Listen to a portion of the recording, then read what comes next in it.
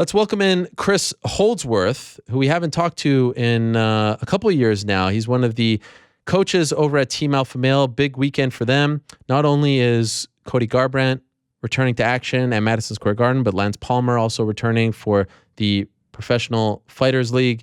And he joins us right now on the phone. He's been in the news, of course, as of late. We talked to TJ about him last week, but wanted to talk to Chris. He's kind enough to join us right now. Chris, how are you? Good, Ariel. How are you doing, man? I'm doing great. Thank you for joining us. It's a big weekend for you guys. Where are you going to be? I'm going to be in New York. I leave tomorrow morning. Okay. Too bad, we couldn't get you in studio. Missed you by a day. I know. It's all good. Happy to have you on the all phone. Good.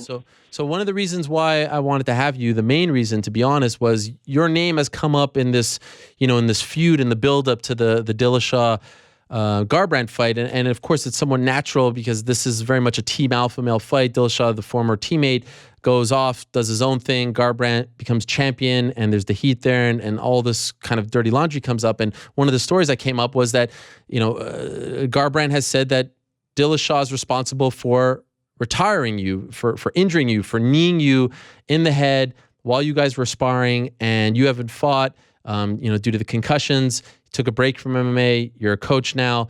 TJ has said repeatedly, including on this show, that never happened. Why would he have remained on the team if he had done something like that? So I wanted to talk to you. Is it true that TJ Dillashaw is responsible for you having to retire? Did he in fact injure you? Well, yeah, let me clear a few things up. I've been quiet about this for a while. I'm just not the type of person to jump into people's feuds or dramas. I like to lay low and just do my thing. But, there's been some talk, and, after I heard TJ lying about the subject, I got to speak up on it. And, for one, I haven't retired. So, all the talk about retiring, I haven't officially retired. I've taken a hiatus off of fighting right now. And, I've been coaching and training. I've been staying in the gym, but, there's no time schedule when I want to come back or when I'm going to come back. I'm happy doing what I'm doing, but I'm not officially retired. I still think I got some fight left in me, but who knows? I'll be happy with if I don't fight again or if I do. So besides the fact, yes. So leading up to the Ultimate Fighter, let me just go back a little bit. Please. TJ has always been, he's been a great fighter. He's a great athlete. But he's always had some type of competitive feud with me, ever since I came to the team. I don't know if it was because of envy or jealousy or whatever it was, but, I just kind of always brush it off as him being competitive and being just ultra aggressive. And, I was like, hey, let's go. I was always up for the fight, but, there was multiple occasions where, TJ got a little bit too aggressive. He went overboard in training. He's kneeing you while we're boxing. He's throwing elbows while we're doing jiu-jitsu. And, I remember that instance that's out in the public that's definitely true. I shot in on TJ and, I was on all fours. He was sprawled out and he kneed me on top of the head. And that was before the Ultimate Fighter. And, I remember I was kind of jarred up and, everyone was watching, and I took 30 seconds off, but I kept going. I kept going through the rounds, and I finished practice. But after that practice, I was concussed, and that was my first concussion, and it just kind of, kept happening from there. And there was another instance leading up to the Chico fight, when he was getting ready for Brow, and then it comes to clear that I hear he's on some special supplements and stuff. And I just lost respect for the guy, and there's no hard feelings. There's whatever it is, but he's a cheater. Do you think that initial time that he hit you in the head, do you think that he did it on purpose? Well, you can talk to a lot of his training partners. It doesn't matter if it was on purpose or if it wasn't on purpose. There was multiple occasions where, that's just not, I'm not trying to throw knees when I'm sprawled out on somebody. It's just something we don't do. And, from what I recall, he's the type of guy you get the better of him one day, or, you get the better of him one round. He's coming tenfold the next day. he's there early. He's stretching out. He watched film on you. He's trying to figure out everything he's got to do to, get that back on you. And, there's multiple occasions, and it is what it is. You know what I mean? Like I said, I moved past it, and I'm happy where I'm at right now. And, I'm helping guys. I'm building world champions and helping guys, so that's kind of where I'm at right now. And when you say special supplements, you mean steroids? You're a smart guy, Ariel. You guys can put 2 and 2 together, but, So when you hear that, or I guess maybe you know it because you're at the gym with him, and then you're getting injured. At some point, like, does this boil over? Do you confront the guy? Do you say, like, what the hell, man? Why are you going so hard? Why are you hitting me there? Like, did you ever have a confrontation? No, because I didn't want to seem like a bitch. You know what I mean? That's why I've been quiet about it for so long. I just didn't want to seem like, but, I've had a lot of time to think about it, and just kind of, people talk about it, tell their version of the story, or people that weren't even involved tell their version of the story. So that's why I'm kind of just speaking up on it now. When he hit you in the head the first time, were you completely out? No. I've never been completely knocked out. How many concussions do you think you've had?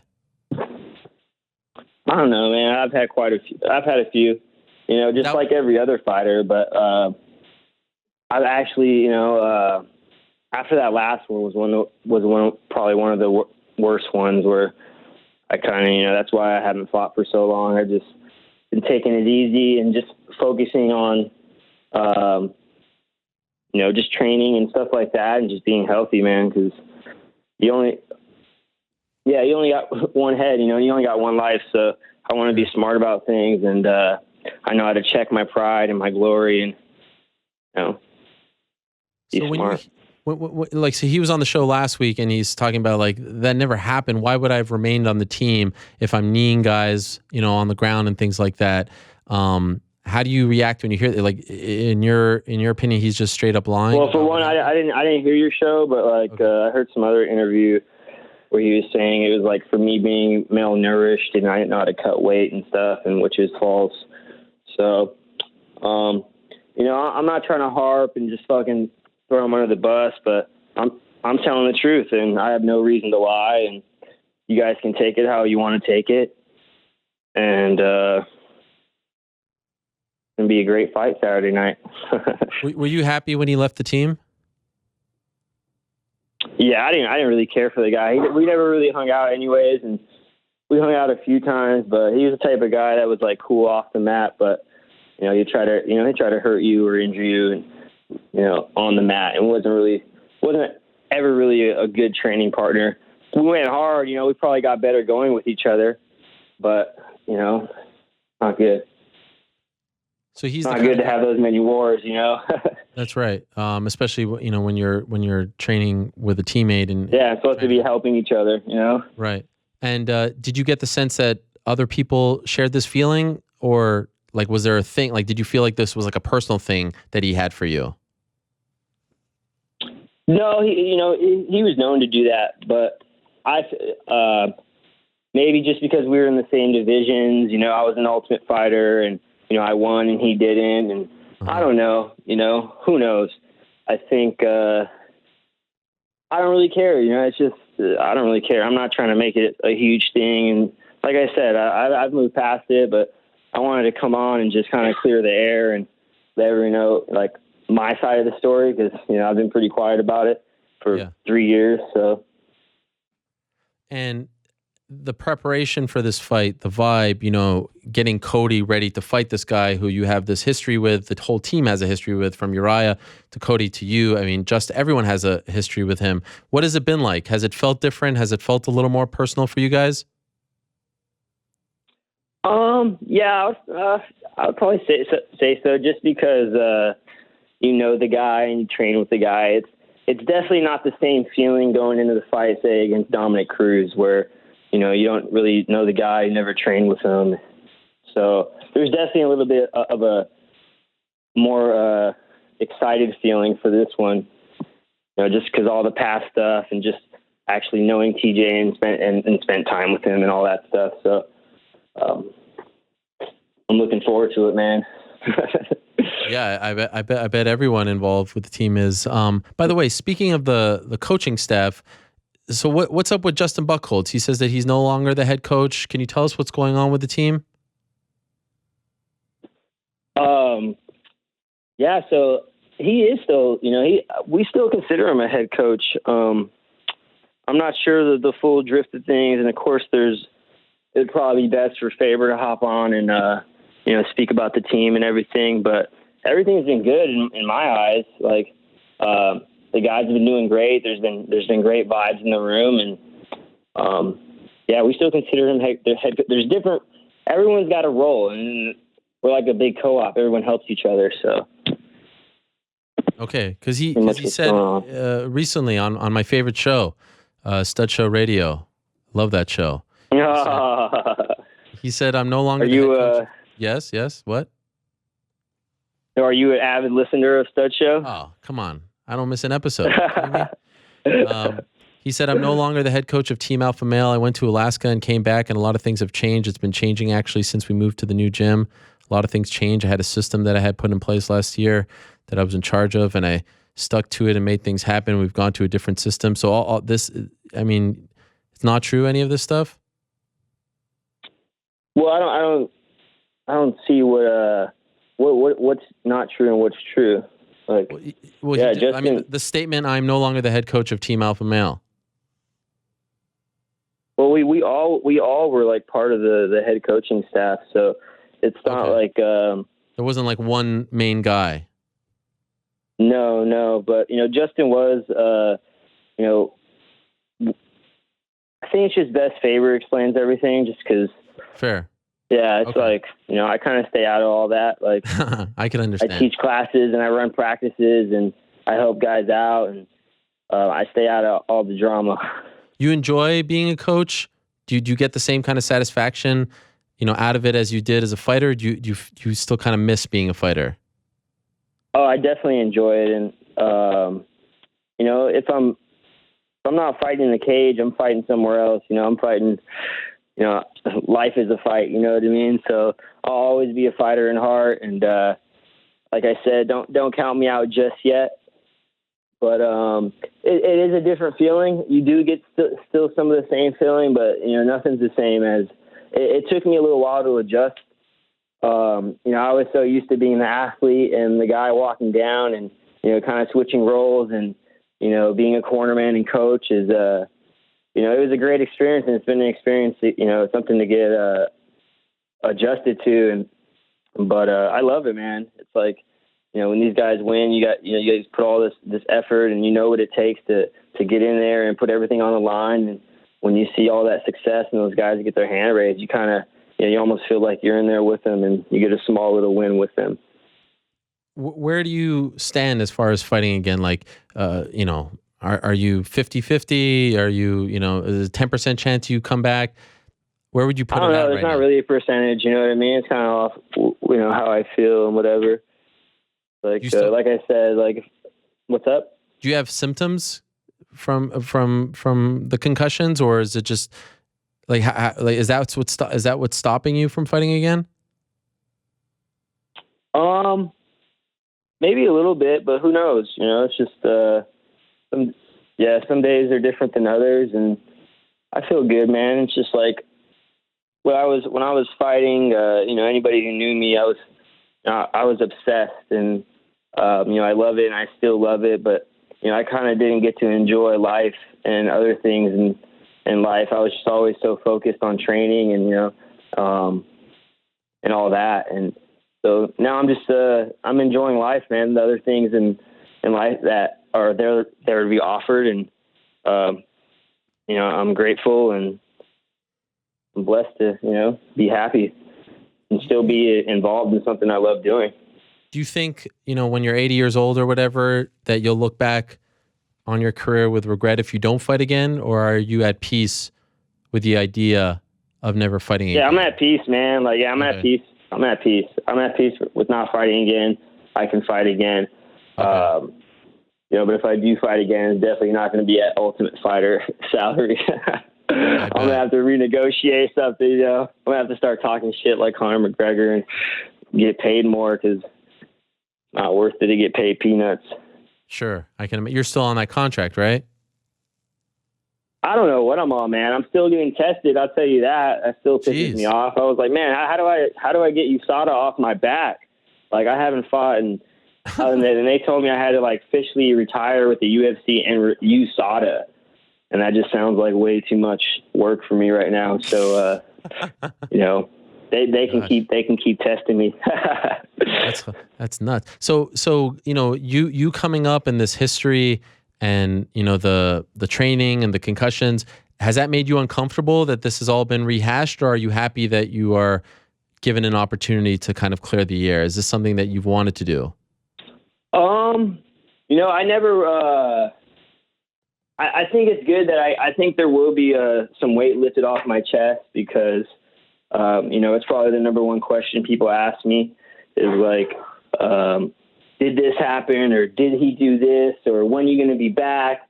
So it does kind of get annoying at times. And so, yeah, I'll probably feel a little bit of weight lifted off my shoulder, just kind of letting everyone know and talking about it. But, you know, at the same time, like, I don't really care, you know? That's that day at the gym. What was it like afterwards, after you were kneed in the head? Come on, Ariel. Come on, man. What? What do you mean? I don't do it. Yeah. What do you think it was like, man? I don't know. I've never been in that situation. I was concussed after that practice. That's all I remember, you know? Sure. I remember I was getting ready for the Ultimate Fighter, and I was like, shit, this has never happened to me before. And, you know, you got to learn to adjust on the fly and work around, you know, your little injuries in camp and stuff, and exactly what I did. How many weeks before the Ultimate Fighter was that? I don't know, like a month. Okay. Do you regret continuing to fight after that? Like, do you feel like you should have taken more time off? I think I should have taken time off after the Ultimate Fighter. After the win over Grant? Yeah, I think after the Ultimate Fighter, I should have took a little bit more time. If I would have went back, I probably should have took some more time off. But, you know, I was hungry. I was young. You know, I was riding high off the success, and everything was going good for me, man. You think you're untouchable, or you think, you know, nothing can. I would have never thought I would have fucking sitting out from a concussion. You know, I played football for, you know, I was always known to take a hit, you know, so it's just one of those things. You just kind of get your eyes opened up, and you're like, fuck, man, anything can happen, and you got to keep riding the wave and be positive and keep fighting, life.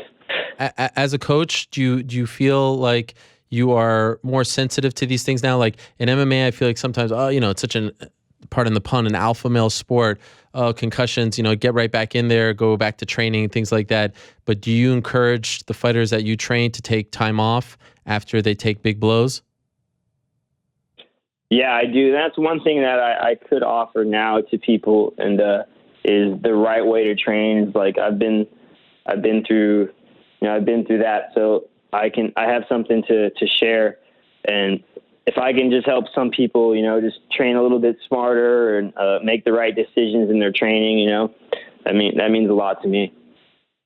And I have to ask, because you mentioned that he, you know, was on the special stuff. How long do you think he'd been using that? I don't know. You got to ask him. All right. I doubt he would. I mean, he's been asked this before and he's denied it, but you're the one who brought it up, so I wanted to. Well, yeah, because it's the truth, and you know, I want people to know the truth.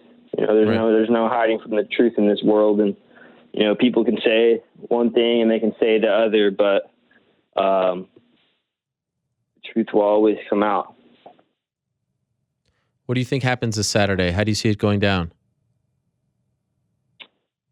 I say it's a knockout in the first three, or TJ's going to get submitted in the later rounds.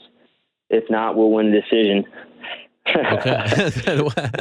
Okay, so knockout under 3. If not under 3, he gets submitted in the later rounds. If not that, decision. Correct. That's pretty much every scenario possible, but just within time I gotta frames. give you all angles. Yeah. Who is in the corner for Cody Garbrandt? Same corner as always. It's going to be me, Danny Castillo, Justin, and his uncle Bob. Okay. All right. Stingray. The Stingray, yeah, with the meanest jab in the business, right? Yeah, you know about it. And the splits. And the meanest splits. Anything else about this situation that you want to clear up, or do you feel like you've... That's it, man. That's it. Yeah. All right. I said enough, and thanks for having me on, Ariel. I'll probably see you this week. Yep. Thank you, Chris. I appreciate you coming on and clearing the air, and I wish you guys the best on Saturday night. Cool. Thank you. All right, there he is, Chris Holdsworth, stopping by, coach over at Team Alpha Male. And his name, as I said, has been thrown around from both sides, Cody, TJ. Well, now we hear from the man himself. He says that he was in fact kneed, he was in fact concussed, accuses TJ Dillashaw of using steroids, not the first Team Alpha Male member to do so. Unfortunate, because as I said, he was undefeated. Last time we saw him, 6-0 after the win over Chico Camus at UFC 173. And unclear whether or not he'll fight again. Concussion's a very serious thing, as we've come to learn.